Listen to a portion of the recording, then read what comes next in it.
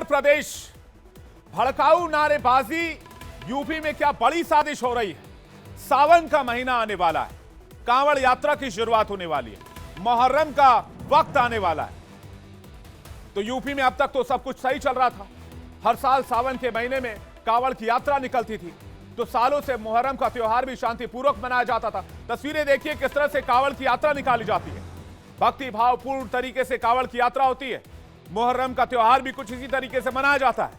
लेकिन इन दोनों त्योहारों के ठीक पहले यूपी में क्या सांप्रदायिक माहौल बिगाड़ने की साजिश की जा रही है। यह सवाल मैं क्यों पूछ रहा हूं? मैं इसलिए पूछ रहा हूं क्योंकि सियासी बयानबाजी से इस तरह की साजिश की बू आती है। सबसे पहले यूपी के अमेठी से आई इस तस्वीर को देखिए।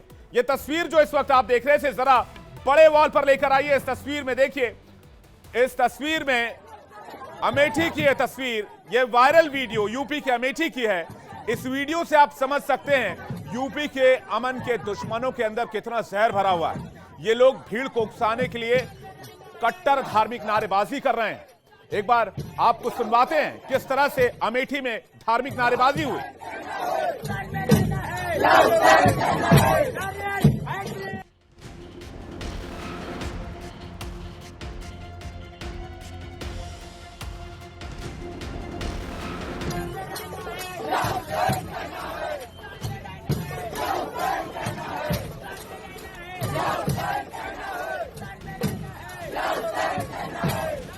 मुहर्रम और कांवड़ यात्रा से पहले कुछ इस तरह यूपी का माहौल बिगाड़ने की साजिश रची जा रही है।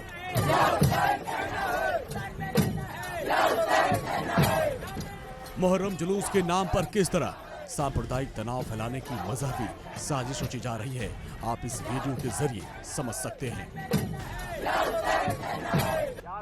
ये लोग भूल जाते हैं यूपी में योगी का राज है और यहाँ ऐसे उपद्रवियों और भड़काऊ बयानबाजी करने वालों की कोई जगह नहीं। मुहर्रम जुलूस में विवादित नारा लगा रहे एक खास समुदाय का ये वीडियो वायरल हुआ। ये वायरल वीडियो यूपी के अमेठी का बताया जा रहा है और योगी की पुलिस ने एक्शन लेते हुए 6 आरोपियों को गिरफ्तार भी कर लिया। लेकिन सवाल ये कि आखिर मुहर्रम से ठीक पहले यूपी में इस तरह के नारे क्यों लगाए जा रहे हैं। दरअसल सीएम योगी ने मुहर्रम और कांवड़ यात्रा को लेकर सख्ती दिखाते हुए रविवार को कहा था कि अगर यूपी में किसी को त्योहार मनाना है तो कायदे में रहकर मनाना होगा। ताजिया के नाम पर घर तोड़े जाते थे, पीपल के पेड़ काटे जाते थे, सड़कों के तार हटाए जाते थे, पुल तोड़ दिए जाते थे। आज कहा जाता है किसी गरीब की झोपड़ी नहीं हटेगी। आज कहा जाता है कोई तार नहीं हटेगा। आज कहा जाता है कि सरकार नियम बनाएगी, पर्व और त्योहार मनाना है तो इन नियमों के अंतर्गत मनाओ और नहीं तो अपने घर में बैठ जाओ। सीएम योगी का ये बयान मुहर्रम और कांवड़ यात्रा दोनों के लिए था, लेकिन सीएम योगी की सख्ती से खास समुदाय के लोगों को मिर्ची लग गई। और एक तरफ जहां मुहर्रम जुलूस में हिंदुस्तान में रहना है या हुसैन कहना है कि नारे लगी, वही all India Muslim personal law board ने तो सीधे तौर पर यूपी सरकार को चेतावनी दे दी। और all India Muslim personal law board के सदस्य कमाल फारूकी ने योगी सरकार को अल्टीमेटम देते हुए कहा कि अगर मुहर्रम बंद हुआ तो कांवड़ यात्रा बंद करवा देंगे। सारे रिलीजियस जितनी भी प्रोसेशंस हैं वो मत करो, सारे रिलीजियस प्रोफेशंस खत्म कर दो। हम कहते हैं ठीक है, मुहर्रम की बात कर रहा हूं ना, आपको लग रहा है कि मुहर्रम बहुत गलत है, नहीं होना चाहिए, मान लिया आपकी बात, सब बुरी, सारी रामलीला, सारे जितने भी गुरुओं के प्रोसेशन निकलते हैं सब बंद हो जाने चाहिए। दरअसल 27 जुलाई को देश भर में मुहर्रम का त्योहार मनाया जाएगा, जबकि 22 जुलाई से कांवड़ यात्रा की शुरुआत हो रही है। दोनों पर्व शांति के साथ मनाए जाए, इसको लेकर मुख्यमंत्री योगी आदित्यनाथ एक्शन में हैं। सीएम योगी ने मुहर्रम और कांवड़ यात्रा को लेकर अधिकारियों को सख्त निर्देश जारी किया और कहा कि मुहर्रम और कांवड़ यात्रा के दौरान किसी भी हालात में हथियारों का प्रदर्शन बर्दाश्त नहीं किया जाएगा। साथ ही सीएम योगी ने कांवड़ यात्रा और मुहर्रम को लेकर गाइडलाइन भी जारी की, जिसमें साफ तौर पर कहा गया था कि आयोजन में किसी भी प्रकार के प्रतिबंधित हथियार को लहराने या प्रदर्शन की इजाजत नहीं होगी। डीजे की आवाज भी एक निश्चित सीमा पर होगी। किसी भी नए रास्ते पर जुलूस नहीं निकाला जाएगा, कोई नई परंपरा नहीं शुरू होगी जो खास समुदाय के लोगों को नागवार गुजर रहा है। तभी तो वो धमकी दे रहे हैं कि अगर मुहर्रम बंद हुआ तो कांवड़ यात्रा बंद करवा देंगे और जिस पर साधु संत भड़क गए हैं। सारे रिलीजियस जितनी भी प्रोसेशंस हैं वो मत करो, सारे रिलीजियस प्रोफेशंस खत्म कर दो। हम कहते हैं ठीक है, मुहर्रम की बात कर रहा हूं ना, आपको लग रहा है कि मुहर्रम बहुत गलत है, नहीं होना चाहिए, मान लिया आपकी बात, सब सारी रामलीला, सारे जितने भी गुरुओं के प्रोसेशन निकलते हैं सब बंद हो जाने चाहिए। मुझे लगता है कि चाहे मुहर्रम का जुलूस हो या कांवड़ यात्रा हो, किसी को भी इस पर भेदभाव करने का कोई हक और इख्तियार संविधान ने नहीं दिया है।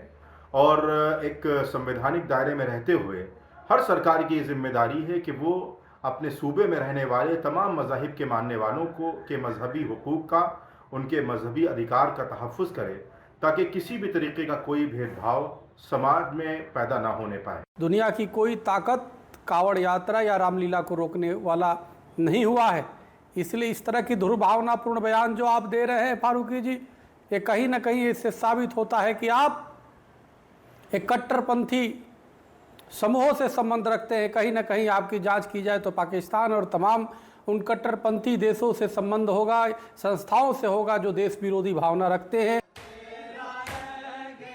त्याग और बलिदान को याद कर मुहर्रम मनाया जाता है।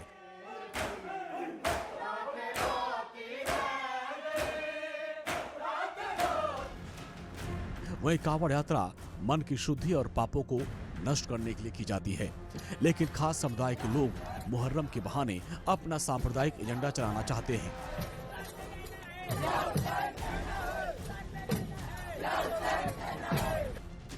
इसके पहले समाजवादी पार्टी के नेता एसटी हसन ने भी कांवड़ यात्रा के बहाने हिंदू मुस्लिम की राजनीति करते नजर आए। उन्होंने कहा था कि तलवारबाजी मुहर्रम का जरूरी हिस्सा है, जो 200 से 300 सालों से चली आ रही है। लोग मुहर्रम में तलवारबाजी से अपनी कला दिखाते हैं और इसमें रोकने की जरूरत क्या है? अगर रोका गया तो ईमानदारी से सबको रोकना चाहिए। लोगों को ये एहसास होता है कि हमारे ऊपर पाबंदी हो गई, लेकिन दूसरा ये काम कर रहा है। आपने बहुत जगह देखा है, होता भी है। तो जब डिससेटिस्फेक्शन होता है, लोग मुतमईन नहीं होते, वहीं से अनरेस्ट शुरू होता है। तो हमारा तो कहना यह है कि जो भी सरकार अपने आदेश लागू करे, इस बात को भी तय करे कि ये सब पे बराबर होना चाहिए। पहले एसटी हसन और फिर कमाल फारूकी जैसे मुस्लिम नेताओं का बयान उस वक्त सामने आया जब ये दोनों त्योहार यानी मुहर्रम और कांवड़ यात्रा को शुरू होने में बस कुछ ही वक्त बचा है। ऐसे में डर ये है कि इस तरह के भड़काऊ बयान से कई समाज के ताने बाने को बिगाड़ न दिया जाए। और ऐसे में योगी की पुलिस और भी ज्यादा चौकन्ना हो गई है। Bureau report, India Daily. Muharram शिया मुसलमानों का गम का महीना माना जाता है। इस महीने में मुसलमान गम मनाते हैं, काले कपड़े पहनते हैं और परंपरा के मुताबिक कहीं पर सीना पीटने का मातम होता है, कहीं पर आग का मातम होता है, तो कहीं पर छुरी और बर्छी से मातम मनाया जाता है। लेकिन योगी सरकार ने इस बार मुहर्रम के जुलूस में अस्त्र शस्त्र के साथ प्रदर्शन पर रोक लगा दी। योगी सरकार के आदेश में क्या क्या कहा गया है और ये सभी धर्मों के लिए बराबर है, ये भी कहा गया है। आइए जानते हैं। कांवड़ मुहर्रम सबकी आस्था का सम्मान होना चाहिए, नई परंपरा की परमिशन नहीं होगी, धार्मिक भावना पर चोट की इजाजत नहीं दी जा सकती, ऐसे करने वालों से सख्ती से निपटा जाएगा। धार्मिक जुलूसों में हथियारों का प्रदर्शन नहीं होना चाहिए, जुलूस पर कड़ी नजर रखी जाएगी। त्योहार मनाने हैं तो नियम के तहत मनाए जाने चाहिए। लेकिन मुहर्रम और कांवड़ यात्रा के दौरान योगी सरकार की सख्ती से संभल के समाजवादी पार्टी के सांसद जियाउर रहमान पर कुमिर्ची लगी हुई है। बर्क कहते हैं कि मुसलमानों के त्योहारों में अड़ंगा डालने की कोशिश की जा रही है, जिसके खिलाफ आवाज उठाई जाएगी।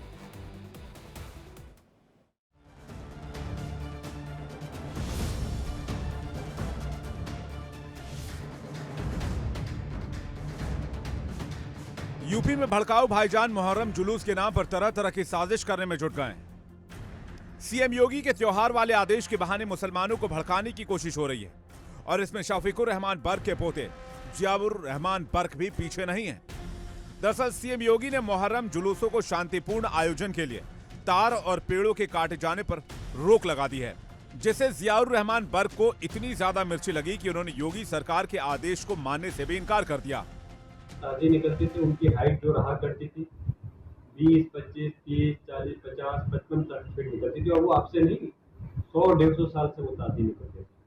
लेकिन एकदम से ये फरमान जारी किया गया। हमेशा से सरकार का इसका निर्देश ये रहते हैं कि नई परंपरा नहीं होनी चाहिए, लेकिन पुरानी परंपरा के तहत कोई भी त्यौहार है किसी भी वर्ग समाज का तो उसी परंपरा के तहत मनाना चाहिए। लेकिन इस वक्त जो मुसलमानों के त्यौहार हैं कहीं ना कहीं उनके बीच में अड़चन डाली जाती है। संभल से सपा सांसद जियाउर रहमान बर्क ने मुख्यमंत्री योगी आदित्यनाथ, मुख्य सचिव और डीजीपी को लेटर लिखकर पेड़ नहीं काटने वाले आदेश को वापस लेने की मांग की है। साथ ही ये भी कहा है कि अगर ऐसा नहीं किया गया तो इस मुद्दे को विधानसभा में उठाएंगे। इस प्रक्रिया को अगर करना था तो उनको समय से पहले करना चाहिए था। इस टाइप से जबरदस्ती मुसलमानों के ऊपर थोपना ये सरासर गलत है। और इस मुद्दे को मैं बहैसियत सांसद होने के नाते मुझे मौका मिलेगा, अब जब हमारा पार्लियामेंट का सत्र शुरू हो रहा है 22 तारीख से, तो मैं मुहर्रम के मसले को पार्लियामेंट के अंदर, लोकसभा के अंदर भी मजबूती के साथ उठाऊंगा। 2017 में योगी के कमान संभालने के बाद से योगी की पुलिस अपराधियों पर कहर बनकर टूट रही है। यूपी से माफिया गैंगस्टर का सफाया हो गया है और योगी मॉडल को देश दुनिया में काफी पसंद किया जा रहा है। फिर सपा सांसद बर्क को यूपी में ऐसी क्या दिक्कत हो रही है कि वो त्योहार के नाम पर लोगों को भड़काना चाहते हैं और कह रहे हैं कि आने वाले दिनों में यूपी में समाजवादी पार्टी की सरकार बनकर आएगी, जिसके बाद कोई मुसलमानों को परेशान नहीं करेगा।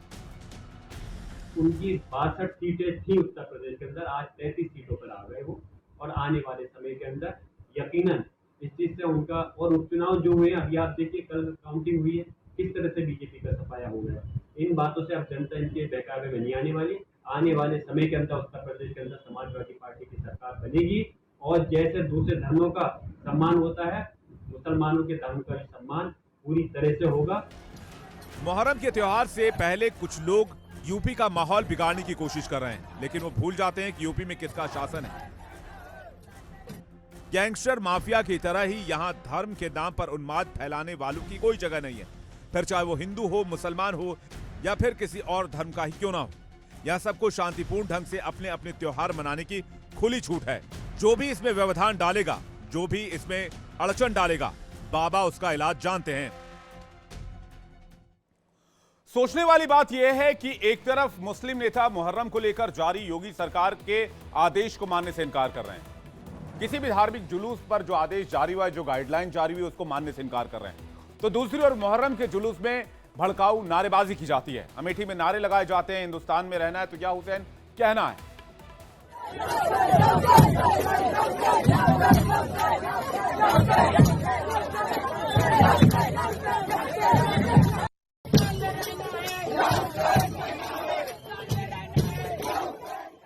दावा यह किया जा रहा है कि रविवार शाम को अमेठी का मुसाफिर खाना कस्बे में जो मुहर्रम की जुलूस निकाली गई थी उसी का ये वीडियो है।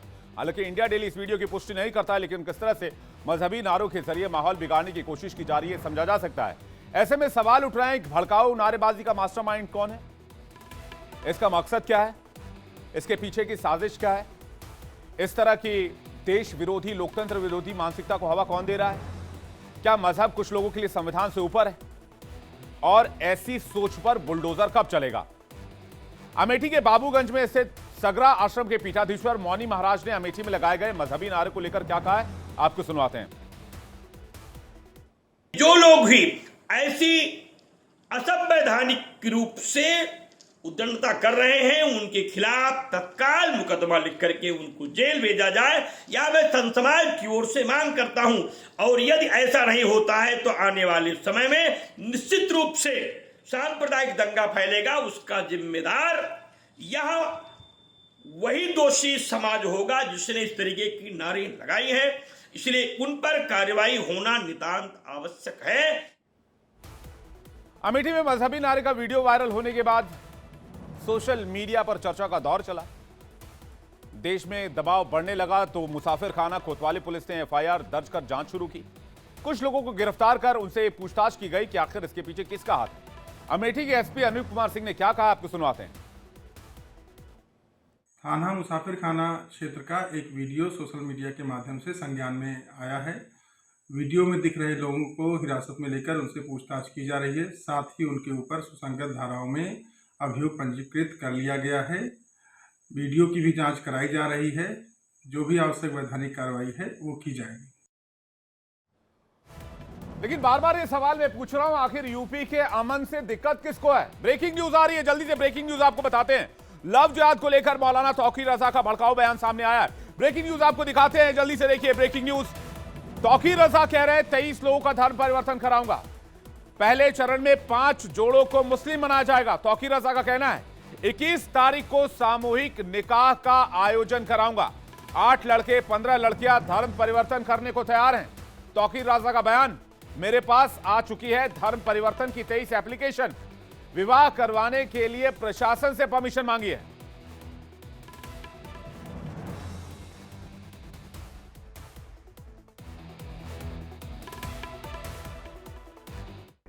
पिछले 2 साल से हमने अपने यहाँ ये पाबंदी लगाई हुई थी कि कोई लालच के लिए अगर इस्लाम कबूल करता है या इश्क में आके इस्लाम कबूल करना चाहता है किसी लड़की की मोहब्बत में या किसी लड़के की मोहब्बत में, तो ऐसे लोगों को तवज्जो नहीं दी जाएगी और उनको मुसलमान बनने की इजाज़त नहीं दी जाएगी। लेकिन पिछले काफ़ी दिनों से मुसलसल दबाव पड़ रहा है। अब यूपी के अमेठी में मुहर्रम जुलूस के दौरान जो लोग मजहबी नारे लगा रहे थे, उन्हें सीएम योगी का बयान जरूर सुनना चाहिए। जो लोग यूपी का चैन खराब करना चाहते हैं, चैन छीनना चाहते हैं, अमन चैन के साथ खेलना चाहते हैं, उनको योगी आदित्यनाथ का बयान जरूर सुनना चाहिए।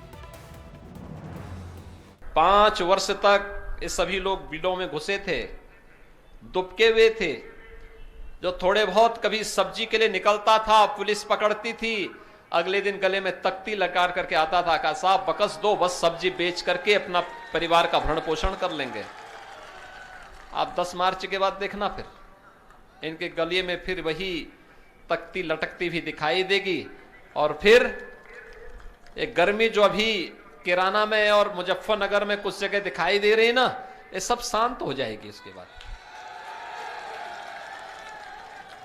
क्योंकि गर्मी कैसे शांत होगी, ये तो मैं मई और जून में भी इसको बहुत शिमला बना देता हूं। अगली खबर का रुख करते हैं। क्या उत्तर प्रदेश में योगी आदित्यनाथ घिरे हुए हैं? क्या उत्तर प्रदेश में सीएम योगी के साथ सब कुछ ठीक नहीं है? ये सवाल इसलिए उठ रहे हैं क्योंकि 2 दिन की कार्य समिति की बैठक के बाद जब बयान सामने आए अलग अलग नेताओं को, उसे लेकर अलग अलग तरीके के आकलन जुटाए जाने लगे। सबसे पहले आप तस्वीर देखिए। कार्य समिति के आयोजन से पहले बीजेपी के संस्थापक नेताओं को सम्मान देकर, उनको पुष्पांजलि अर्पित कर सीएम योगी आदित्यनाथ ने इस कार्य समिति की शुरुआत की। तो क्या योगी ने बता दिया कि 2024 में लोकसभा चुनाव में यूपी में क्या हुआ? क्या क्या बातें निकलकर सामने आई इस कार्य समिति की बैठक में?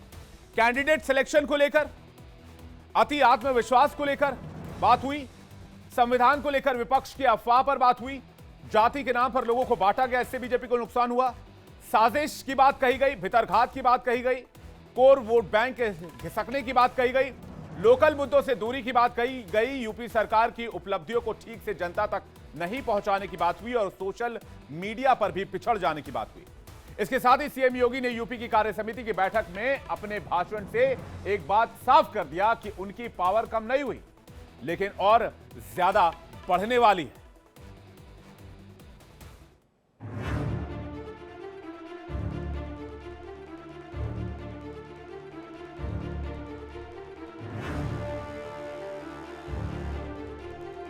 योगी बेबाक हैं, बेजोड़ हैं। योगी जब बोलते हैं वो सच से तोलते हैं। योगी को पता है यूपी का मिजाज क्या है। इसलिए जब योगी ने 2024 के नतीजों पर आईना दिखाना शुरू किया तो एक एक लाइन बिना लाग लपेट के बता दिया। क्योंकि आपने कार्य किया। लोकसभा चुनाव में यूपी में बीजेपी की हार क्यों हुई, किसकी वजह से हारे, किसने साजिश रची, योगी को सब पता है। और कहीं पर जब हम लोग ये मान करके चलते हैं आत्मविश्वास में कि हम तो जीत ही रहे हैं, तो स्वाभाविक रूप से वहां पर कहीं ना कहीं हमें खामियाजा भी भुगतना पड़ता है। षड्यंत्र हो रहे थे, जिस षड्यंत्र की आशंका दिखाई दे रही थी, उस षड्यंत्र को करने में वे विदेशी ताकतें और विरोधी सभी सफल हो गए। क्या कारण था? बीजेपी अध्यक्ष जेपी नड्डा, प्रदेश अध्यक्ष भूपेंद्र चौधरी, सीएम योगी आदित्यनाथ और दोनों डिप्टी सीएम ब्रजेश पाठक और केशव प्रसाद मौर्य की मौजूदगी में उत्तर प्रदेश के नतीजों को मथा जा रहा था। नेताओं से सवाल जवाब हुए। बारी योगी की थी, इसलिए जब योगी बोल रहे थे तो सब सुन रहे थे। याद रखना, भारतीय जनता पार्टी है तो जिले में हमारा महापौर भी है, जिला पंचायत अध्यक्ष भी है और ब्लॉक प्रमुख भी है, चेयरमैन भी है, पार्षद भी है। और अगर यहां पर कहीं कोई खरोंच आता है तो वहां उसके असर वहां पर भी पड़ने वाला है। 2027 विधानसभा चुनाव के रोड मैप को लेकर एक लकीर खींची गई और 10 सीटों पर होने वाले उपचुनाव के लिए अगला टारगेट भी सेट किया गया। कोई कारण नहीं 10 की 10 उपचुनाव फिर से भारतीय जनता पार्टी अपने पक्ष में करने में सफल हो, लेकिन इसके लिए आज से जुड़ना पड़ेगा, लगना पड़ेगा।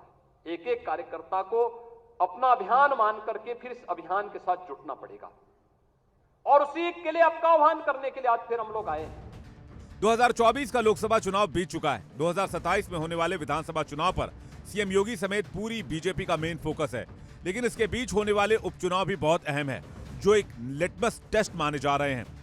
कार्यकर्ताओं का मनोबल बढ़ेगा या फिर घटेगा, यहां से तय होगा। लेकिन लोकसभा चुनाव में हार की वजह से कार्यकर्ता बैकफुट पर चले जाएं, ये सीएम योगी को कतई मंजूर नहीं है। भारतीय जनता पार्टी के कार्यकर्ता को किसी भी स्थिति में बैकफुट पर आने की आवश्यकता नहीं है, किसी भी स्थिति में नहीं है, क्योंकि आपने कार्य किया है। आप विपक्ष में थे, जनता के मुद्दों को लेकर लड़ते थे। आज जब सरकार में थे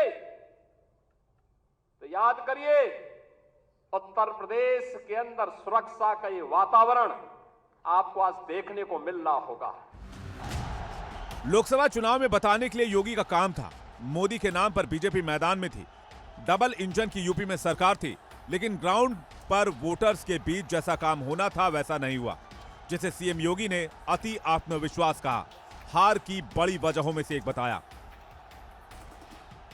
और कहीं पर जब हम लोग ये मान करके चलते हैं कि आत्मविश्वास में कि हम तो जीत ही रहे हैं, तो स्वाभाविक रूप से वहां पर कहीं ना कहीं हमें खामियाजा भी भुगतना पड़ता है।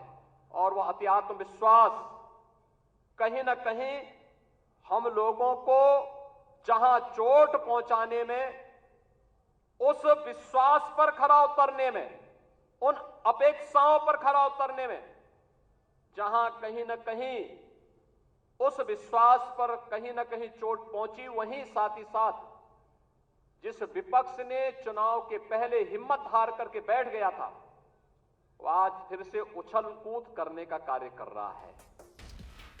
सीएम योगी जो अपना रिपोर्ट कार्ड लेकर आए थे, उसमें बीजेपी के खिलाफ विपक्षी पार्टियों की अफवाह को लेकर भी हार का बड़ा फैक्टर बताया गया। कहा संविधान बदलने का जो भ्रम फैलाया गया उससे बड़ा नुकसान हुआ। भारतीय जनता पार्टी संविधान को सर्वोच्च सम्मान देने वाली पार्टी, अनुसूचित जाति, जनजाति और पिछड़ी जाति के अधिकारों को संरक्षित करने वाली पार्टी, लेकिन अफवाह और भ्रम की स्थिति पैदा करके जिस प्रकार से माहौल खराब करने का प्रयास किया गया, ये जानते हुए, दुनिया की ताकतें जानती हैं, ये समाज बिखरा होगा तो आसानी से शिकार हो जाएगा, एकजुट होगा तो बड़ी बड़ी ताकतें इस समाज की ताकत के सामने धराशायी हो जाएंगी। आपकी इस ताकत को जाति के नाम पर विभाजित करके शक्ति को छिन्न भिन्न करने का जो पाप अभी चुनाव के दौरान हुआ है, हमें उससे सतर्क और सावधान होना होगा। यूपी बीजेपी की इस बैठक में हार को लेकर नेताओं से सवाल पूछे गए, उनका जवाब भी सुना गया, लेकिन योगी ने साजिश को लेकर नसीहत दी और अपने अंदाज में समझा दिया कि आगे से ऐसा नहीं चलेगा। साजिश बर्दाश्त नहीं की जाएगी, भीतरघात नहीं सहा जाएगा, मनभेद मतभेद नहीं चलेगा, सबको साथ में काम करना होगा। आखिर आपके पास, सबके पास स्मार्टफोन है, सब लोग स्मार्टफोन पर अपने अपने ग्रुप के साथ काम भी करते हैं, एक दूसरे को मैसेज भी भेजते हैं, एक दूसरे की को शुभेच्छा भी देते हैं। लेकिन क्या कारण था कि जो षड्यंत्र हो रहे थे, जिस षड्यंत्र की आशंका दिखाई दे रही थी, उस षड्यंत्र को करने में वे विदेशी ताकतें और विरोधी सभी सफल हो गए। क्या कारण था? हम लोगों को इसके बारे में जागरूक होना पड़ेगा। आप एक राष्ट्रवादी मिशन के मजबूत स्तंभ हैं और उस राष्ट्रवादी मिशन के साथ जुड़े होने के नाते जहां भारतीय जनता पार्टी कहती है नेशन फर्स्ट, देश पहले है, दल बाद में है और मेरा स्वयं का हित सबसे बाद में है, उस भारतीय जनता पार्टी के कार्यकर्ता को क्या ये नहीं देखना चाहिए कि सोशल मीडिया में क्या कुछ चल रहा है? दलित और पिछड़े वर्ग के वोट बैंक में सेंध लगी। ये वोटर छिटके, जिसे लेकर सीएम योगी ने चिंता जाहिर की। मुझे आश्चर्य होता है, राजूपाल की हत्या होती है प्रयागराज में, क्या राजूपाल पिछड़ी जाति के नहीं थे? उमेश पाल की हत्या होती है, क्या उमेश पाल पिछड़ी जाति के नहीं थे? भारतीय जनता पार्टी के विधायक कृष्णानंद राय की निर्मम हत्या हो जाती है और कृष्णानंद राय के साथ गोलियों का शिकार होने वाले लोग कौन थे? एक रमेश पटेल थे, एक रमेश यादव थे, कोई अन्य पिछड़ी जाति का था। क्या इनको पिछड़ी जाति में नहीं मानते लोग? क्या क्यों नहीं इनके बारे में आवाज उठी? ये आवाज को तभी बल क्यों मिला जब भारतीय जनता पार्टी की सरकार हुई। सीएम योगी आदित्यनाथ के अलावा हार को लेकर यूपी में बीजेपी के प्रदर्शन पर बीजेपी के राष्ट्रीय अध्यक्ष जेपी नड्डा ने बड़ा संदेश दिया। उन्होंने आत्मविश्वास के साथ आत्मचिंतन की जरूरत पर भी जोर दिया। हम सब लोगों को अपने आत्मविश्वास हमेशा अपने साथ रखना चाहिए और आत्मविश्वास के साथ साथ आत्मचिंतन भी लगातार करना चाहिए। कोई बाहर वाला हमको नहीं बताता, हमें खुद मालूम है हमें क्या करना है। इसलिए हमारा विश्वास भी न डगमगाए और हमारी चिंतन की प्रक्रिया भी लगातार चलती रहे, इसका हमको ध्यान रखना चाहिए। बीजेपी की इस बैठक में डिप्टी सीएम केशव प्रसाद मौर्य और सीएम योगी के बीच चल रही कथित खटपट की झलक भी दिखी।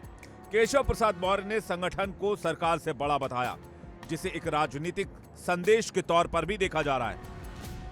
मैं सदा कहता था और आज इस प्रदेश कार्य समिति में मैं संगठन की वरिष्ठता हमारे देश के और प्रदेश के नेतृत्व के सामने कह रहा हूं, संगठन सरकार से बड़ा है।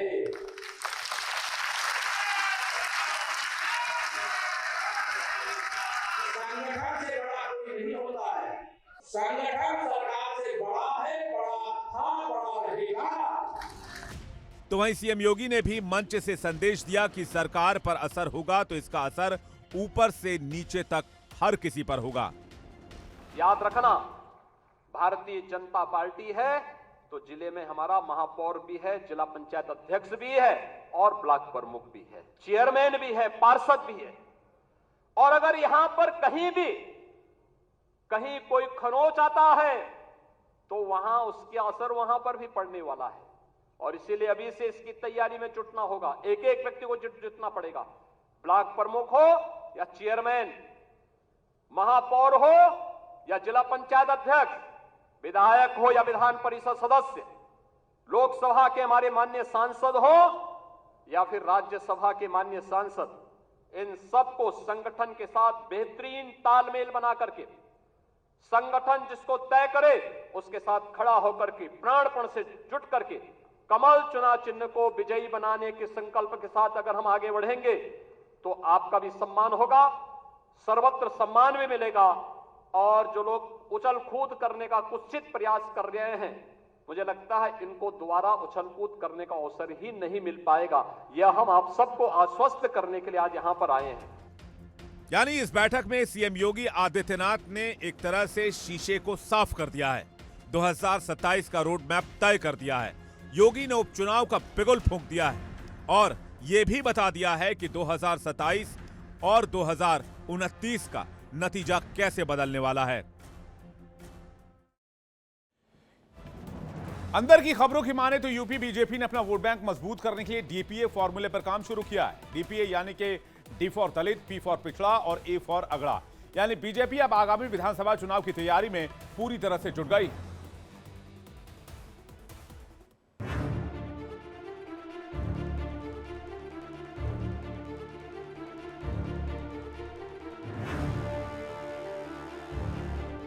बीजेपी ऐसी पार्टी मानी जाती है जो हर वक्त चुनावी मोड में रहती है। जीत हो या हार, सबकी समीक्षा करती है। चुनावों के बाद अगले चुनाव की तैयारी में जुट जाती है।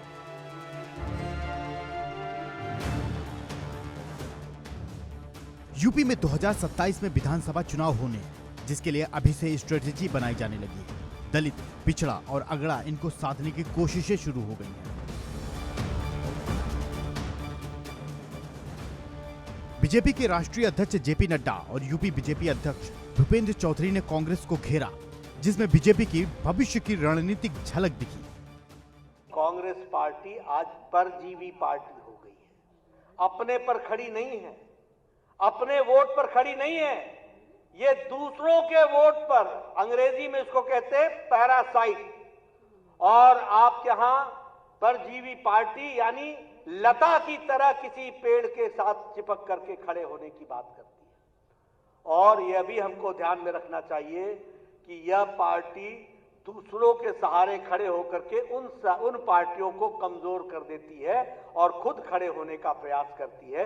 ये कांग्रेस पार्टी का चाल चरित्र है। ये भी हमको अखिलेश यादव जी, मैं आपको सावधान कर रहा हूं कि कांग्रेस भस्मासुर है और बहुत ही जल्दी आपको ठिकाने लगाने का काम करेगी।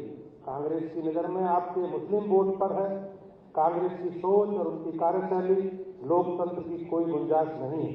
कांग्रेस का एक इकोसिस्टम है जो हारने वालों को जीता हुआ बताकर जीतने वालों पर प्रश्न खड़े करता है। बीजेपी का मानना है कि लोकसभा चुनाव में भले ही कांग्रेस और समाजवादी पार्टी साथ थे, लेकिन 2027 विधानसभा चुनाव में ये दोनों पार्टियों का अलायंस नहीं बचेगा और वजह होगी दोनों ही पार्टियों की मुस्लिम वोट बैंक के लिए जंग।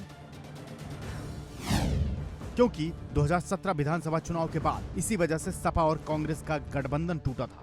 2019 लोकसभा चुनाव के बाद सपा और बसपा अलायंस ब्रेक की वजह भी वोट बैंक की जंग को ही माना जाता रहा है। बीजेपी का मानना है कि विधानसभा चुनाव के पहले सपा कांग्रेस अलायंस ब्रेक होगा, जिसकी वजह से मुस्लिम वोट बटेगा। चलिए आगे बढ़ते हैं। आज की अगली एक और बड़ी खबर की बात करते हैं। अगली बड़ी खबर है मध्य प्रदेश से, जो आज दिन भर सुर्खियों में छाई रही है। उस खबर के बारे में आपको बताते हैं इसके बारे में डिटेल क्या है। भोजशाला को लेकर दिन भर आज खबरें चलती रही। एएसआई की रिपोर्ट सामने आ चुकी है। रिपोर्ट में क्या कहा गया है, क्या इशारे किए गए? भोजशाला जिसे लेकर विवाद है, क्या वो हिंदू मंदिर हुआ करता था? एएसआई क्या कहता है? वैसे तो एक आम मान्यता, आम धारणा यह है कि एक बहुत पुराना राजा भोज का बनवाया हुआ हिंदू मंदिर है, लेकिन आर्कियोलॉजिकल सर्वे ऑफ इंडिया को यहां के सर्वे में कई चौंकाने वाले फैक्ट्स मिले हैं। उसके बारे में आपको बताते हैं। एएसआई ने सर्वे पूरा करके इसकी रिपोर्ट इंदौर हाईकोर्ट को सौंप दी है। अब हिंदू पक्ष का दावा है कि सर्वे के दौरान कई मूर्तियां मिली हैं, वहीं मुस्लिम पक्ष की निगाहें भी सुप्रीम कोर्ट पर लगी हुई हैं। खुदाई और सर्वे में एएसआई को 1700 से ज्यादा सबूत मिले हैं। देवी देवताओं की कई मूर्तियां मिली हैं। भोजशाला में यह सर्वे 98 दिनों तक चला है, जो अब हाईकोर्ट इंदौर खंडपीठ को सौंपी गई है। आपको बता दें, पूरी रिपोर्ट पेश करने के लिए एएसआई ने 4 हफ्ते का वक्त मांगा था और इस पर हाईकोर्ट ने 15 दिन का समय देकर एएसआई को 15 जुलाई तक रिपोर्ट सबमिट करने के आदेश दिए थे। अब रिपोर्ट के आधार पर अगली सुनवाई 22 जुलाई को होने जा रही है।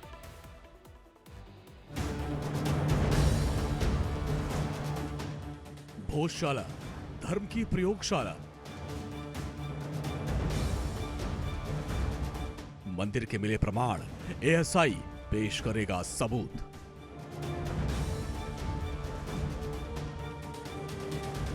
हाईकोर्ट में रिपोर्ट पेश, 22 जुलाई को होगी सुनवाई। 2000 पन्नों की रिपोर्ट, मिले 1700 से अधिक सबूत। भोजशाला में बीते 98 दिनों से लगातार चलने वाले सर्वे और खुदाई की रिपोर्ट सामने आ चुकी है। एएसआई की रिपोर्ट में कई ऐसे प्रमाण मिले जिससे ये बात साफ हुई कि भोजशाला में पहले मंदिर था। सर्वे और खुदाई के दौरान एएसआई की टीम को कुल 1700 से अधिक सबूत मिले। दावा किया जा रहा है कि एएसआई को इस सर्वे में 37 देवी देवताओं की प्राचीन मूर्तियां मिली, जो परमार कालीन हो सकती हैं। भारतीय पुरातत्व सर्वे यानी एएसआई ने सर्वे और खुदाई के बाद आई रिपोर्ट को आज इंदौर हाईकोर्ट में पेश कर दिया। इस पूरे मामले में 22 जुलाई को अगली सुनवाई होगी। कोर्ट ने दोनों पक्षों को आदेश दिया कि रिपोर्ट को सार्वजनिक न किया जाए। भोजशाला के सर्वे में जो खुलासा हुआ उससे बात सामने आई कि प्राचीन काल में यहाँ एक मंदिर था, क्योंकि सर्वे से जुड़ी 5 बातों को देखने से यही लगता है। आइए आपको बताते हैं कि सर्वे में क्या कुछ खास है। पहला खुलासा, गर्भगृह के पिछले हिस्से में 3 सीढ़ियां दिखी। दावा, तलघर होने की संभावना और इसके लिए आगे भी खुदाई की जा सकती है। दूसरा खुलासा, पश्चिमी हिस्से की दीवार स्तंभ जैसी आकृति। दावा, 1000 साल पुराना आधार है जो पुरातन शैली में है और ये भव्यता का प्रतीक है। तीसरा खुलासा, दरगाह से लगी दीवार में दबी गोमुख जैसी आकृति। दावा, किसी भी मंदिर में अभिषेक का जल गोमुख से ही निकलता है। चौथा खुलासा, बीचों बीच स्थित कुंड की सफाई में अवशेष सामने आए। दावा, यह मंदिर के बीच यज्ञशाला ही है, शिलालेख मूर्तियां मिली हैं। पांचवा खुलासा, गर्भगृह के पिछले हिस्से में पिलर की तरह की आकृति। दावा, सपोर्टेड पिलर रहा होगा, सुरक्षा के लिहाज से निकास द्वार बने होंगे।